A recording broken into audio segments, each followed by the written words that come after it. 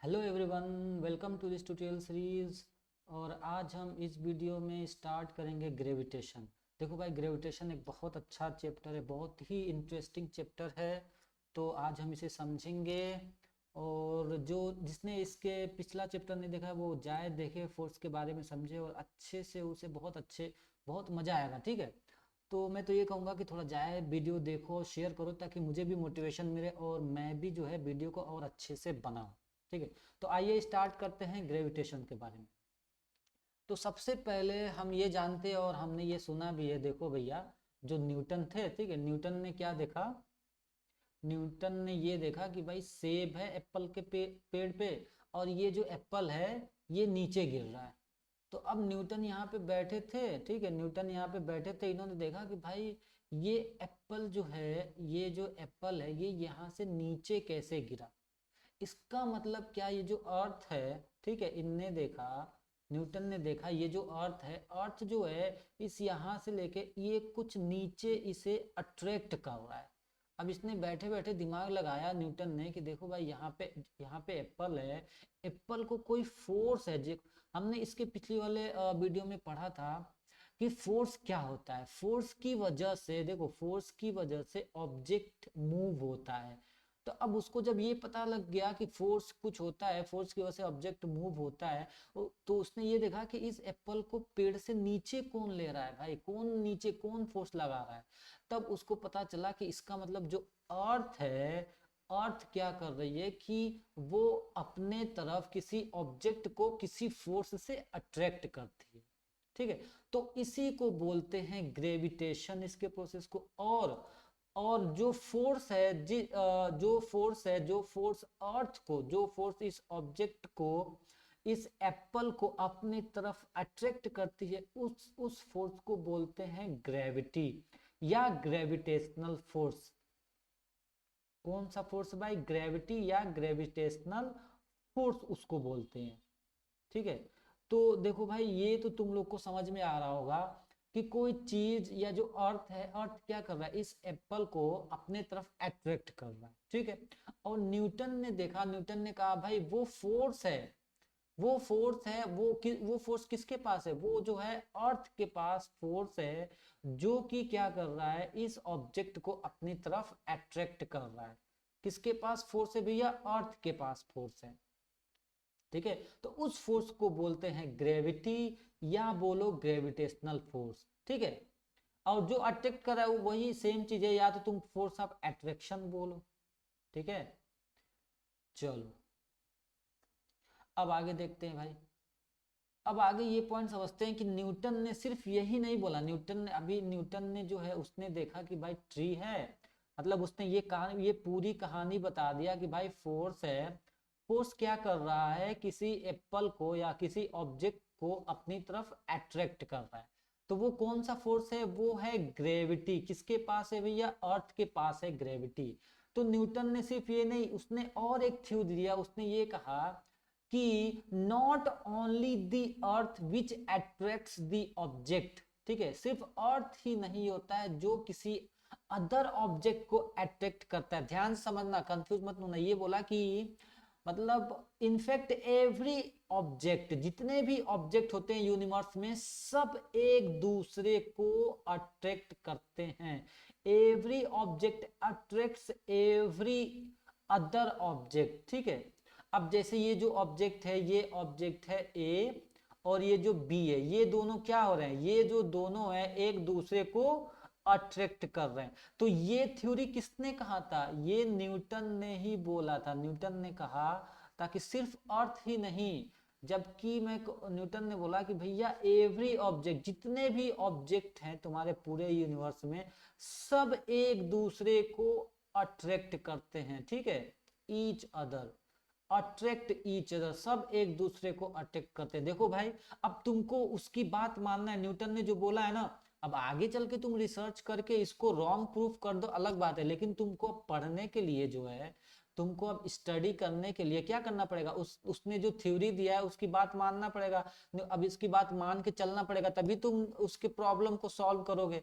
लेकिन अगर तुम साइंटिस्ट बनना चाहते हो तो आगे चल के इस पे तुम रिसर्च करना और डिसप्रूव कर देना। ठीक है। जो तुम्हारा, अगर तुम इससे भी ज्यादा इंटेलिजेंट हो तो।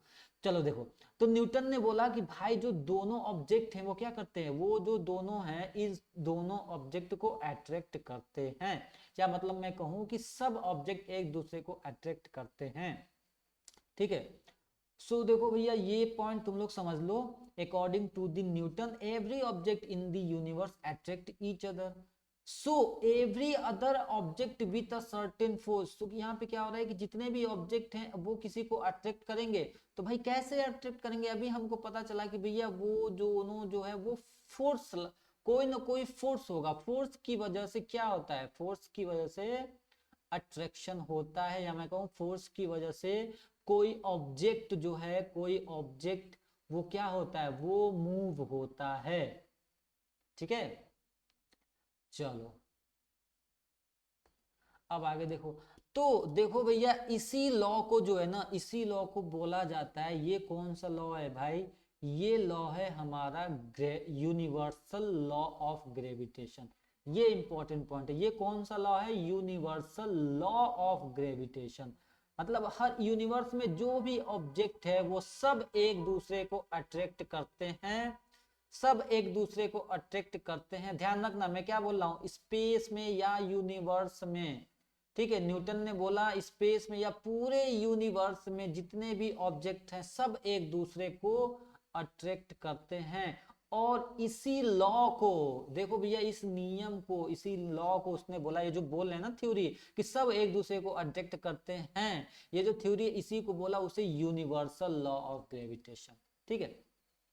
तो अब ये तो समझ में आ गया कि भैया यूनिवर्सल लॉ ऑफ अट्रैक्शन मतलब कि दो ऑब्जेक्ट क्या हो रहे हैं, दोनों एक दूसरे को अट्रैक्ट कर रहे हैं, तो भाई इन दोनों के बीच में कोई फोर्स होगा, फोर्स की वजह से तो अट्रैक्शन हो रहा है।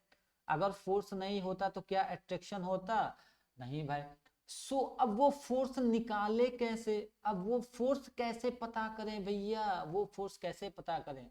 तो उसने एक और बात बताया, देखो भैया यहाँ हम न्यूटन की बताई हुई बात पढ़ रहे हैं, ध्यान रखना, न्यूटन ने जो बोला है ना उसको हम पढ़ रहे हैं, या तुमको जो सोचना हो सोचो, लेकिन जो न्यूटन बोला है उसको तुम पढ़ रहे हो, उसके बारे में पढ़ रहे हो, उसको तुम मान कर प्रॉब्लम सॉल्व करोगे, ठीक है। तो देखो जो न्यूटन बताया है उसको अब बाद में तुम सर्च करके जो भी करना हो करो। तो न्यूटन ये बोला है कि अब उस फोर्स को कैसे निकालेंगे भैया, अब उस फोर्स को तुम निकालोगे, उसने ये बोला कि जो विच इज, वो जो फोर्स है, वो जो फोर्स है which is directly proportional to the mass of two object, कह रहा है कि अब वो जो दोनों फोर्स है ना वो क्या है, वो डायरेक्टली प्रोपोर्शनल है, किसके डायरेक्टली प्रोपोर्शनल है भाई, उस दोनों ऑब्जेक्ट के मास के डायरेक्टली प्रोपोर्शनल है। सो यहां से देखो, यहां से तुमको ये दिख रहा होगा कि जो फोर्स है, अगर मैं इसका मास कैपिटल एम मान लेता हूं, इसका मास स्मॉल एम मान लेता हूं, और जो न्यूटन ने ये बोला है कि भाई वो दोनों फोर्स ऑफ अट्रैक्शन से एक दूसरे को अट्रैक्ट करते हैं, तो इनका फोर्स क्या होगा, इन जो दोनों के बीच में जो लग रहा होगा फोर्स, इन दोनों की बात की जा रही है, जो दोनों के बीच में लग रहा होगा वो फोर्स क्या होगा, वो होगा डायरेक्टली प्रोपोर्शनल टू किसके भैया, कैपिटल एम और स्मॉल एम के। और क्या बोला, और उसने बोला कि और वो जो फोर्स है वो इनवर्सली प्रोपोर्शनल होगा किसके, टू द स्क्वायर, देखो यहाँ पे ध्यान रखना ये बात, टू द क्या, square of the distance between them. मतलब ये जो फोर्स है देखो वो है इनवर्सली प्रोपोर्शनल, डायरेक्टली नहीं इनवर्सली, इसलिए 1/d लिखा हूं मैं, इनवर्सली। इनवर्सली किसके यूनिवर्सली प्रोपोर्शनल है, इनवर्सली प्रोपोर्शनल है स्क्वायर ऑफ द डिस्टेंस के। तो देखो डिस्टेंस का स्क्वायर देख रहे हो, इसके ये जो फोर्स है वो इनवर्सली प्रोपोर्शनल है। तो अगर इन दोनों को कंबाइन करके हम लिखते हैं तो देखो ये लिखते हैं F इक्वल टू क्या हो गया, कलर चेंज कर देता हूं मैं, F equal to G capital M और स्मॉल एम, एक second just wait for a minute, small m upon d square. तो अब जब ये प्रोपोर्शनलिटी का साइन यहां से हटाएंगे, इक्वेशन बनाते हैं, तो यहां पे आ जाता है कैपिटल जी, ठीक है। तो ये बात ध्यान रखना, और इसी जी को बोलते हैं यूनिवर्सल ग्रेविटेशनल कांस्टेंट। तो अभी आगे देखना, सो देखो तुम लोग को ये बात तो समझ में आ गया होगा भाई कि यहाँ से F डायरेक्टली प्रोपोर्शनल है, दोनों के मास के फोर्स निकालना है। वो तो बता दिया न्यूटन ने कि देखो भैया जो है यहाँ पे दोनों के बीच में अट्रैक्शन तो लग रहा है, तो अट्रैक्शन किसी ना किसी फोर्स से लगेगा। अट्रैक्शन अगर हो रहा है तो अट्रैक्शन तो फोर्स फोर्स से ही लगेगा। अब वो फोर्स कैसे निकालोगे, तो वो फोर्स निकालने के उसने ये फॉर्मूला बताया कि F इसके डायरेक्टली प्रोपोर्शनल है और इनवर्सली प्रोपोर्शनल है। इन दोनों के बीच में जो डिस्टेंस बनेगा, जो डिस्टेंस होगा d, इसके स्क्वायर के इनवर्सली प्रोपोर्शनल है। तो यहां से तुमने F इक्वल टू क्या निकाल लिया, G capital M small m upon d square. तो देखो भैया इससे तो तुम्हारा निकल के आ गया क्या, फोर्स। ठीक है, तो अब एक्चुअली कैलकुलेट कैसे करें देखें यहाँ पे। अब जरा यूनिवर्सल लॉ ऑफ ग्रेविटेशनल में हम ये समझते हैं कि यहाँ पे जो G है वो G किस, G को क्या बोलते हैं, G को बोलते हैं यूनिवर्सल ग्रेविटेशनल कांस्टेंट। ठीक है, अब ये G निकल के आया, ध्यान रखना इन दोनों ऑब्जेक्ट के बीच में कैपिटल M और स्मॉल m के जो इनके बीच का डिस्टेंस था D। और यहाँ पे जब हम ये फोर्स न्यूटन्स का ये फॉर्मूला लगाएं तो यहाँ से जब उसको डायरेक्टली प्रोपोर्शनल टी का साइन हमने हटाया कैपिटल M स्मॉल m से, और ये भी हमको पता था कि वो इनवर्सली प्रोपोर्शनल डी स्क्वायर से, जब इन दोनों को कंबाइन किया तो ये फॉर्मूला निकल के आया। और यहाँ से पता चला ये जो G है ये ग्रेविटेशनल कांस्टेंट है, और G की वैल्यू क्या है 6.67 इंटू 10 की पावर -11, 10 की पावर -11 है, ध्यान रखना। चलो तो यहाँ पे जी की वैल्यू क्या है 6.67 इंटू 10 की पावर -11 न्यूटन मीटर स्क्वायर पर केजी मीटर स्क्वायर। सो अब इसका यूनिट निकालो भैया। तो हमको पता है भाई यूनिट कैसे निकालें, सिंपल सीधी बात है। देखो यार सिंपल सीधी बात है, मास को हम एसआई में किस में लिखते हैं, केजी में, इतना तो ध्यान होगा ना भाई। और डिस्टेंस को एसआई में किस में लिखते हैं, मीटर में। तो अब यही उठा के यहाँ पे रख दो। और यहाँ पे फोर्स, याद है फोर्स का यूनिट क्या हमने पढ़ा था भैया पिछले चैप्टर में, फोर्स का यूनिट क्या है, न्यूटन। तो न्यूटन के ही नाम पे रख दिया गया। तो अब इस सबको उठा के इसमें रखो, तो इसमें रखोगे तो क्या आएगा, N इक्वल टू जी, उसमें केजी इंटू केजी मास में अपॉन नीचे क्या है एम स्क्वायर। तो अब इस जी का यूनिट निकालो, जी को यहाँ फिक्स कर दो, एम को उधर भेज दो और जी को नीचे भेज दो। तो ये कुल मिला के क्या निकल के आया, जी का यूनिट क्या हो गया, ये हो गया Newton metre square upon kg square. तो देखो भाई ये सिंपल सा फॉर्मूला है। किसका फॉर्मूला है भाई, इससे हम आसानी से क्या निकाल सकते हैं, ग्रेविटेशनल कांस्टेंट का यूनिट। चलो ठीक है, अब देखो अब आगे बढ़ते हैं। तो अब यहाँ पे ये पॉइंट समझना भाई, अभी तक हमने क्या समझ लिया कि दोनों, न्यूटन ने बोल दिया भैया फोर्स ऑफ अट्रैक्शन लगता है दो ऑब्जेक्ट के बीच में, उसका फॉर्मूला भी हमको बता दिया, न्यूटन ने बता दिया। देखो भैया इस फॉर्मूले से दो ऑब्जेक्ट के बीच का फोर्स निकल जाएगा। तो अब हम यहाँ पे रिलेशनशिप पढ़ने जा रहे हैं न्यूटन्स थर्ड लॉ में और न्यूटन्स लॉ ऑफ ग्रेविटेशन में। सो भाई जिसने भी वो न्यूटन्स थर्ड लॉ नहीं पढ़ा होगा वो मेरे पिछले वीडियो से जाके पढ़ लेगा, force and laws of motion के चैप्टर से। चलो अब आगे देखो भाई।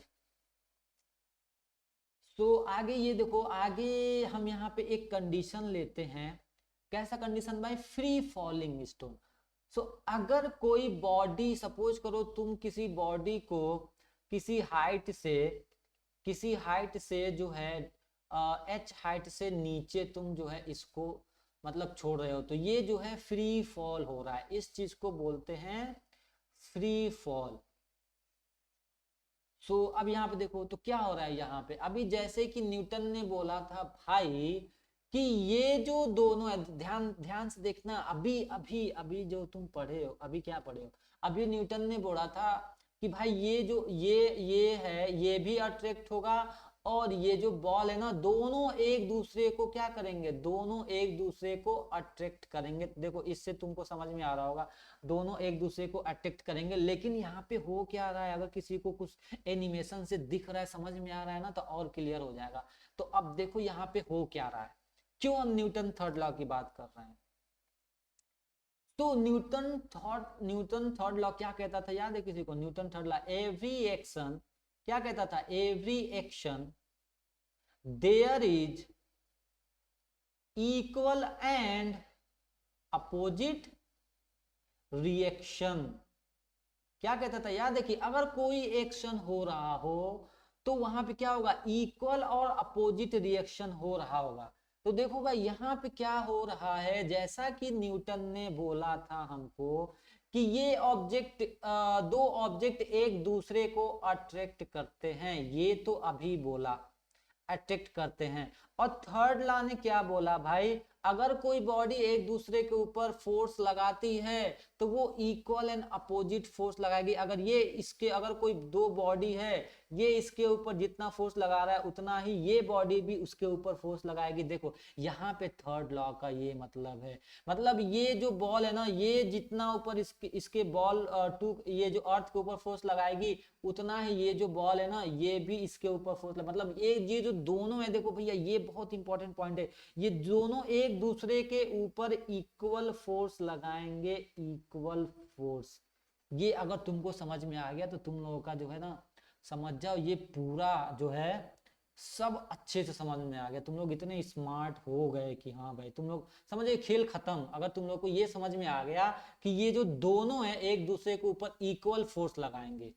चलो तो अब इक्वल फोर्स लगाने से मतलब क्या, हम देखो इससे बहुत फायदा होगा। देखो भैया इससे बहुत ही इजी प्रॉब्लम सॉल्व हो जाएगा।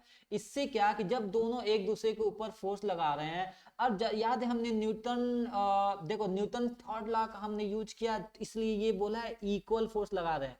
अब याद है न्यूटन सेकेंड लॉ में हमने क्या पढ़ा था, सेकेंड लॉ में हमने क्या पढ़ा था कि अगर कोई बॉडी किसी के ऊपर फोर्स लगा रही है तो वो क्या होगा, मास इंटू एक्सेलरेशन के बराबर होगा।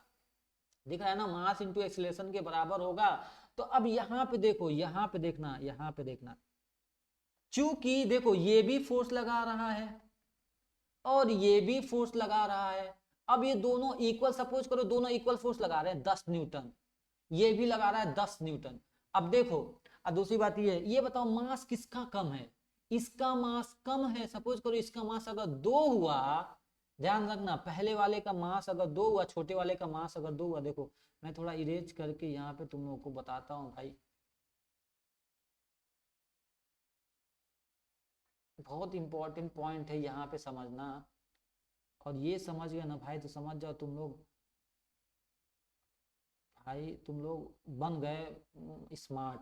तो देखो यहाँ पे क्या हो रहा है कि भाई ये जो बॉडी है, सपोज करो इसका इसका मास है 2 kg, और हमको पता है, हमको तुमको पता है कि इक्वल फोर्स लग रहा होगा। तो अगर ये बॉडी भी 10 न्यूटन फोर्स लगा रही है, इसका मास है 2 kg, तो एक्सेलरेशन कितना होगा, 5 मीटर पर सेकेंड स्क्वायर। आ रहा है समझ में, और इसका मास है 5 kg। ठीक है, तो इसका एक्सेलरेशन क्या होगा, इसका होगा 5 × 2, क्योंकि भैया ये भी सेम ही फोर्स लगाएगी। ये फिर न्यूटन थर्ड लॉ का मतलब ही क्या हुआ, जब तुमको ये नहीं पता कि इक्वल फोर्स तो दोनों लगा रही है। इसका भी मास हो गया 10 न्यूटन। तो अब ये बताओ एक्सेलरेशन किसका कम है, किसका एक्सेलरेशन, इसका कम एक्सेलरेशन है, इसका ज्यादा एक्सेलरेशन है। इसलिए याद है जब तुम किसी ऑब्जेक्ट को अर्थ की तरफ फेंकते हो तो भैया अर्थ भी फोर्स लगाती है, ये ऑब्जेक्ट भी फोर्स लगाता है, लेकिन इसका मास कम है, इसलिए इस ऑब्जेक्ट का एक्सेलरेशन तुमको समझ में आता है या दिखता है, लेकिन अर्थ का एक्सेलरेशन इतना कम रहता है कि नेग्लिजिबल, भैया वो फील ही नहीं होता है कि अर्थ जो है उधर फोर्स लग रहा है। ठीक है, चलो तो अब देखो, तो फ्री फॉलिंग के केस में अब ये तो समझ में आ गया कि भैया ये जो है ये भी फोर्स लगा रही है, ये जो दोनों एक दूसरे के ऊपर इक्वल फोर्स लगा रहे हैं। ये इक्वल फोर्स किसकी वजह से बोल रहे हैं, न्यूटन के थर्ड लॉ की वजह से बोल रहे हैं, इक्वल फोर्स लगा रहे हैं। ठीक है, तो अब इसका जी की वैल्यू निकालेंगे कैसे भाई। तो अब चूंकि हमको ये पता है भाई कि, अच्छा इसके अगले वाले स्लाइड में है, तो देखो यहाँ पे क्या हो रहा है, यहाँ पे तुम ये समझ लो कि यहाँ पे जो है, जो इसका एक्सेलरेशन है ना, जो इसका एक्सेलरेशन है, क्या बोलते हैं, ये जो छोटे वाले का एक्सेलरेशन है इसको जी से डिनोट करते हैं। ये जो ऑब्जेक्ट है ना इसको जी से डिनोट करते हैं, स्मॉल जी से। और इसका अभी यूनिट भी निकालेंगे, जैसे कि तुमको पता है एक्सेलरेशन का यूनिट क्या होता है, एक्सेलरेशन क्या होता है, change in velocity upon time. ठीक है, तो एक्सेलरेशन की यूनिट क्या होती है, मीटर पर सेकेंड स्क्वायर। तो देखो भाई यहाँ पे क्या हो रहा है कि फ्री फॉल के केस में, फ्री फॉल के केस में क्या हो रहा है कि वेलोसिटी कॉन्टिन्यूअसली बढ़ती जा रही है।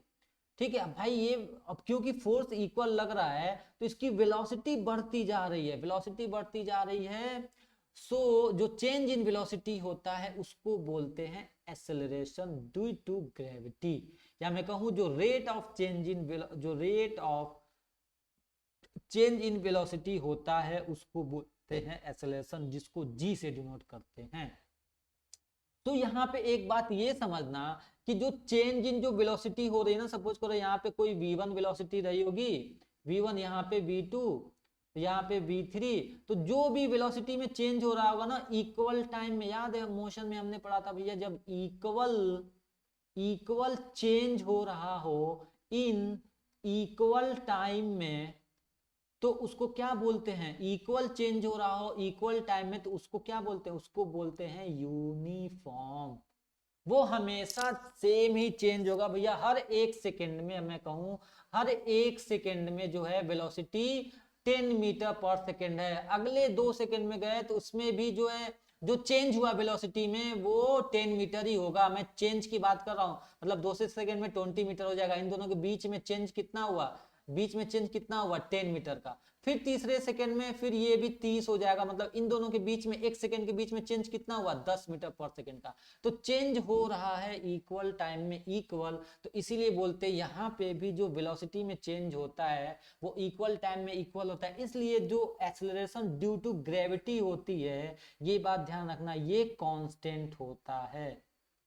ठीक है, माना जाता है ये कांस्टेंट होता है लगभग। चलो, तो अब इसका वैल्यू कैसे निकालें, तो वैल्यू निकालने के लिए भैया हमने ये जस्ट पढ़ा है कि भैया इसका फोर्स कैसे निकालेंगे। इसका फोर्स वही फॉर्मूला यूज करके निकालते हैं जिसने यूनिवर्सल लॉ ऑफ ग्रेविटेशन ने बताया था कि भैया दोनों जो इनका जो दोनों का फोर्स होगा वो directly proportional to mass, product of mass inversely proportional to square of distance. मतलब अगर इन दोनों के बीच का डिस्टेंस है r, तो भैया r की स्क्वायर के इनवर्सली प्रोपोर्शनल होगा। अगर इसका मास m है और इसका मास me है, तो भैया इसका जो है ये होगा फोर्स। अभी तो फिर हमने ये भी पढ़ा था कि दोनों जो है इक्वल फोर्स लगा रहे हैं, दोनों इक्वल फोर्स एक दूसरे को लगा रहे हैं। तो अब ये जो फोर्स होगा वो किसके बराबर होगा, मैं मान लेता हूँ स्मॉल वाले मास को m1। अब जब भैया इसके ये भी फोर्स लगा रहा है ना इसके ऊपर, ये भी इसके ऊपर फोर्स लगा रहा है थर्ड लॉ की वजह से, थर्ड लॉ की वजह से। अब ये दोनों लॉ को कंबाइन करना है, तो अभी जस्ट हमने देखा ये भी। अब ये बताओ सिर्फ ये कितना फोर्स लगा रहा होगा, कैसे निकालेंगे, ये जो फोर्स लगा रहा होगा मास इंटू एक्सेलरेशन से निकालेंगे। तो ठीक है, अब क्या करते हैं, इन दोनों को इक्वल कर दो। जब इन दोनों को इक्वल कर दो कि ये से m1 ये से m1 कैंसिल हो गया, तो अब g की वैल्यू आया 9.8 मीटर पर सेकेंड स्क्वायर। वो कैसे भैया, वो आया जब g यहाँ पे ग्रेविटेशनल कांस्टेंट, ये देखो 6.67 10 पावर माइनस 11 ये वैल्यू उठाते हैं, और यहाँ पे ये जो मास है ना ये मास ऑफ अर्थ है, तो अर्थ का मास हम यहाँ पे रख देते हैं भैया। देखो m1 से m1 कैंसिल हो गया, जो यहाँ पे g आया था ना, g की वैल्यू क्या आया था, capital G mass of earth upon r का स्क्वायर। तो कैप इस g की वैल्यू रख दो, ठीक है, और मास ऑफ अर्थ की वैल्यू यहाँ पे रख दो। और ये जो r है ना, r रेडियस ऑफ अर्थ, लगभग इसको ना इसके बीच की दूरी इतना कम मानते हैं क्योंकि रेडियस बहुत ज्यादा होता है। तो यहाँ से जो अर्थ है ना, देखो अगर मैं कहूँ तो अर्थ इतना बड़ा सा है और ऑब्जेक्ट यहाँ कहीं होगा तुम जो फेंक रहे हो, ठीक है। तो यहाँ से जो है, यहाँ से यहाँ तक का डिस्टेंस बहुत ही कम, इसलिए r मानते हैं, रेडियस ही मान लेते हैं r ई को। अब यहाँ से जब इसकी रेडियस ऑफ अर्थ की वैल्यू इसमें रखोगे फॉर्मूले में, तो ये जो g की वैल्यू क्या निकल के आ गया भैया, 9.8 मीटर पर सेकेंड स्क्वायर। तो देखो भैया ये बहुत ही इंपॉर्टेंट क्वेश्चन है ये, मतलब तुम लोग निकालना समझ जाओ भाई कि जी वो एक्सेलरेशन ड्यू टू ग्रेविटी कैसे निकालें। कैसे निकालते हैं भैया, वो जो न्यूटन ने बता दिया ना, न्यूटन ने, देखो मैं बोल रहा हूँ न्यूटन ने फोर्स के बारे में जो बताया, यूनिवर्सल लॉ ऑफ फोर्स कैसे निकालते हैं, और थर्ड लॉ का यूज करके, और न्यूटन सेकेंड लॉ का भी यूज कर रहे हैं यहाँ पे F equal to m a का, इन तीनों को यूज करके निकाल रहे हैं क्या हम, जी की वैल्यू 9.8 इंटू 9.8 मीटर पर सेकेंड स्क्वायर। चलो भाई, अब देखो यहाँ पे एक चीज समझना भाई, बहुत ही इंपॉर्टेंट चीज है। अभी जस्ट हमने इससे, अब देखो क्वेश्चन क्या है, देखो क्वेश्चन क्या है समझना, ट्रिकी क्वेश्चन है, ठीक है। अभी तुम लोग वो फॉर्मूला जो डिराइव अभी जस्ट बता रहा हूँ, देखो क्वेश्चन क्या कह रहा है, क्वेश्चन ये कह रहा है कि इफ टू स्टोन, दोनों स्टोन का मास कितना होता है 150 ग्राम, एक का है और एक का 500 ग्राम है। तो जब इन दोनों स्टोन को, एक का सपोज करो मान लो 150 है इसका और इसका 500 मान लो, तो इन दोनों स्टोन को जो है एक सेम हाइट से फेंका गया अर्थ पे, तो कौन सा पहले जाएगा। तो देखो भाई यहाँ पे बात क्या आ रही है, यहाँ पे तुम ये मत देखना कि उसका एक्सेलरेशन ज्यादा है इसका एक्सेलरेशन कम है मास का, यहाँ पे तुमको ये देखना है कि इन दोनों का अर्थ के रिस्पेक्ट में, देखो वहां पे हम एक्सेलरेशन देख रहे थे किसके रिस्पेक्ट में भैया, वहां पे हम ये देख रहे थे कि भाई डिस्टेंस दो ऑब्जेक्ट के बीच में देख रहे थे, ठीक है ना, दो ऑब्जेक्ट के बीच का डिस्टेंस, ये डिस्टेंस देख रहे थे, ये डी देख रहे थे। यहाँ पे हम ये डी नहीं देख रहे हैं, यहाँ पे देखो क्या देख रहे हैं, यहाँ पे हम आर ई लेते हैं, रेडियस ऑफ अर्थ लेते हैं, ठीक है। तो देखो यहाँ पे क्या हो रहा है, यहाँ पे क्या हो रहा है, जैसा कि अभी हमने ये निकाला था ना F equal to G capital M earth का और मास का अपॉन क्या आर स्क्वायर। तो देखो भैया फोर्स, अगर मैं कहूँ स्मॉल को मानो, स्मॉल जो स्मॉल मास है उसको स्मॉल m मानो, और ये कैपिटल ये अर्थ का है एम ई है।